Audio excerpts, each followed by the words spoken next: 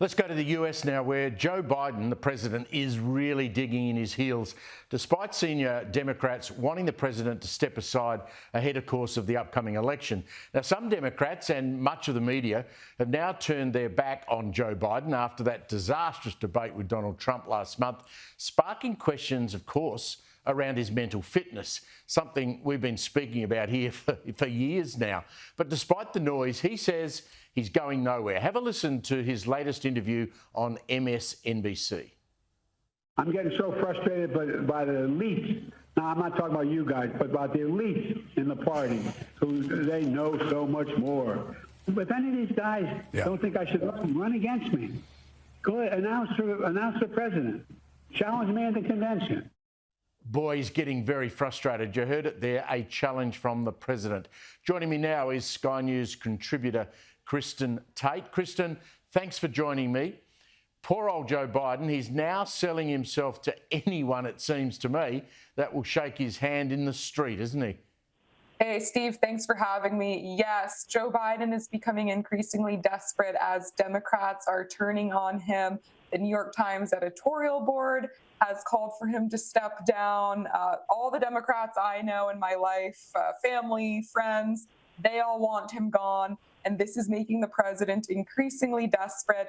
He's out there in public much more this last week than usual to try to prove to everybody that he's totally with it. And it is backfiring. It is just one gaffe after another. It just looks so bad. And this president, you got to feel bad for him at some point. He's just really struggling to hold on. Kristen, we've spoken about this before. I don't think there is one person you can blame here. It's bordering on elder abuse. Here was Donald Trump's take on the situation. I'm hearing that Hunter is calling the shots. So this isn't necessarily a very positive thing for our country. But I think he, might very well stay in. And if he does, nobody wants to give that up that way. He's going to feel badly about himself for a long time. It's hard to give it up that way, the way where they're trying to force him out. So, I mean, you really have to speak to his doctors, but obviously he's been sheltered by the fake news media. Kristen, the former president mentions Hunter Biden there. Tell me what the American public think of people like Jill Biden, like Hunter Biden, the close-knit family around him. Joe Biden is a political animal. This is a man who, for his whole life, has been in politics and has wanted to be president. He entered He entered U.S. politics at the national level at a very young age. This has been his lifelong goal.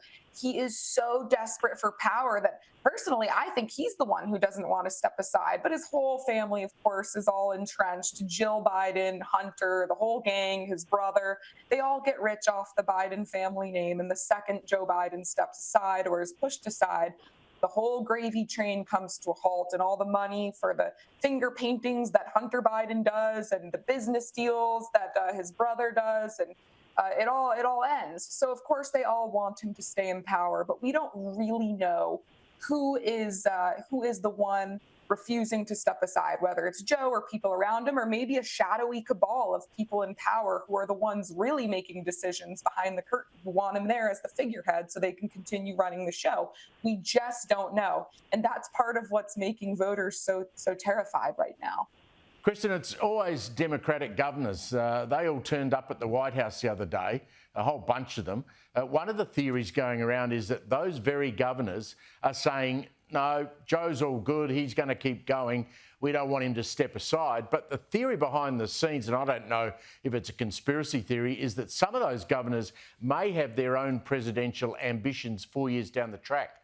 Yes, that's right. Right now, the Democrats are dealing with a very shallow bench of talent, at least when it comes to people with name recognition. There simply aren't very many people who could sub in for Joe Biden and do phenomenally well, because the Democrats who are really skilled right now in the party and up and coming, they're just not very well known. So you have many Democrat governors trying to kind of get a little piece of the spotlight right now. They have hopes for themselves in 4 years.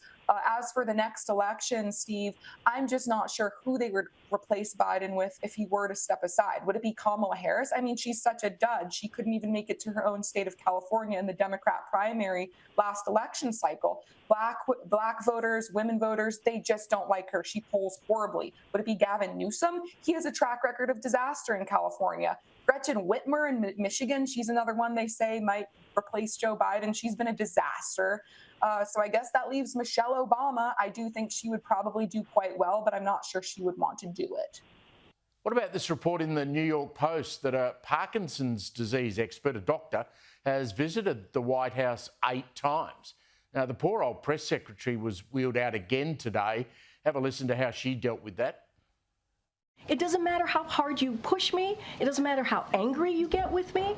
I'm not going to confirm a name. It doesn't matter if it's even in the log. I am not going to do that from here. What I can share with you is that the president has seen a neurologist for his physical 3 times.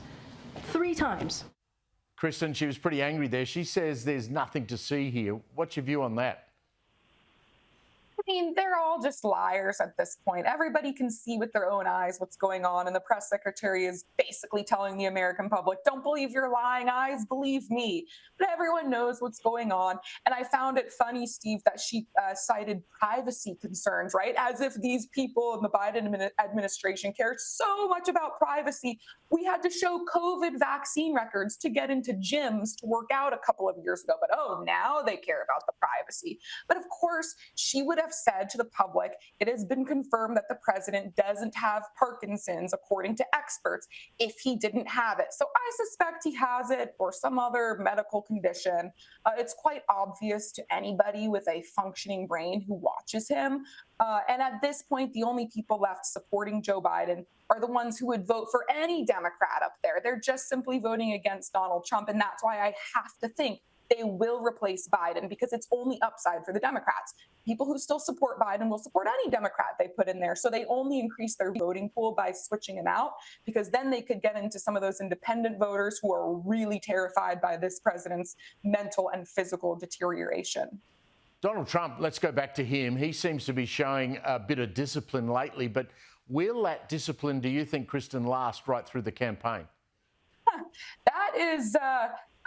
that's a great question, Steve. He really is showing discipline here. He's being quite controlled with his speech in that debate. We saw a new Donald Trump who had clearly been trained to kind of let Joe Biden destroy himself, and it worked quite well. I have been saying for years now, if this election becomes a referendum on Biden, Trump wins. If it becomes a referendum on Trump, Biden wins. So Trump is going to do best if he kind of just sits back, lets Joe Biden get out there in public and make a complete fool of himself. And that's what he's doing right now. But hey, with Trump, you never know what to expect. So I'm not sure if he'll continue down this path, but I hope so, because it does seem to be quite successful for him.